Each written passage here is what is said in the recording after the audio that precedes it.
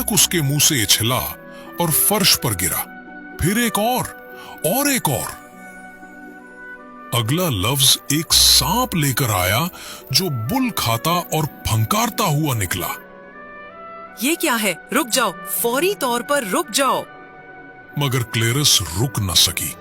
उसका हर गुस्से वाला लफ्ज एक और रेंगने वाला या फंकारने वाला जानवर लेकर आता। कमरा मेंढकों के ट्राने और सांपों की फुंकार से भर गया, यहां तक कि बेवा चीखती हुई मायूसी में घर के सहन की तरफ भाग गई।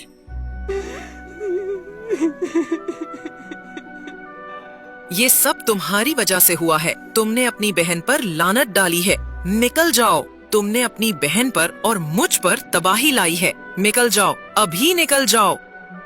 सूरज अभी डूबना शुरू ही हुआ था जब मारियाने ने घर छोड़ा। वो आंसुओं से भीगी आंखों के साथ जंगल की तरफ चल दी।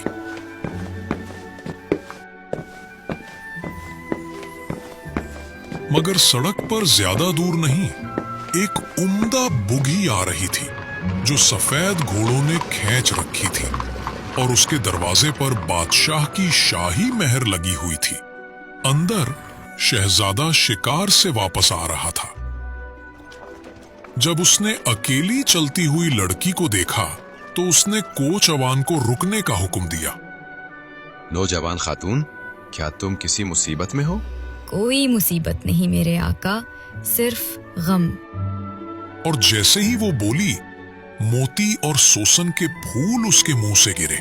वो बुगी से नीचे उतरा और उससे बात की। उसकी आवाज परिंदों के गीत की तरह नरम थी और हर लफ्ज जो वो कहती उसके इर्द गिर्द खूबसूरती खुद ही वजूद में आ जाती। हवा में पंखड़ियां, रोशनी में चमकते जवाहरात। शहजादा पूरी तरह मशहूर हो गया। मेरे साथ चलो। मेरे वालिद को इस दोशीजा से मिलना चाहिए जिसके अल्फाज जवाहरात हैं। मारियाने झिझकी, लेकिन उसकी आंखों में कुछ ईमानदार और शफीक था जिसने उसे उस पर भरोसा करने पर मजबूर कर दिया। वो बुगी में सवार हो गई और वो शाही महल की तरफ रवाना हो गए।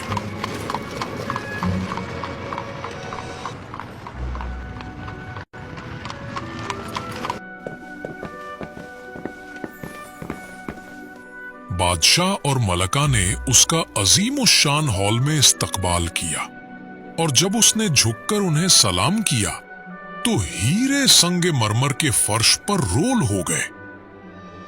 ऐसी नेकी के लिए क्या इनाम मुनासिब होगा? अगर ये मुझे कबूल करे वालिद, तो यही इसका इनाम हो। बादशाह ने लड़की का तवील अरसे तक मुतालिया किया, फिर सर हिलाया। ऐसा ही हो। एक ऐसी औरत जिसके अल्फाज फूल लाते हैं, वो यकीनन सल्तनत को खुशहाल करेगी।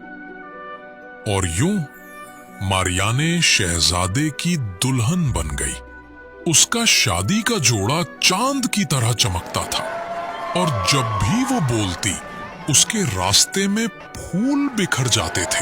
लोग उसे उसकी मेहरबानी, आजिज़ी और चमकती मुस्कुराहट के लिए चाहते थे। गांव में हालात तारीक हो गए। बेवा को अपनी तलखी में कोई सुकून नहीं मिला।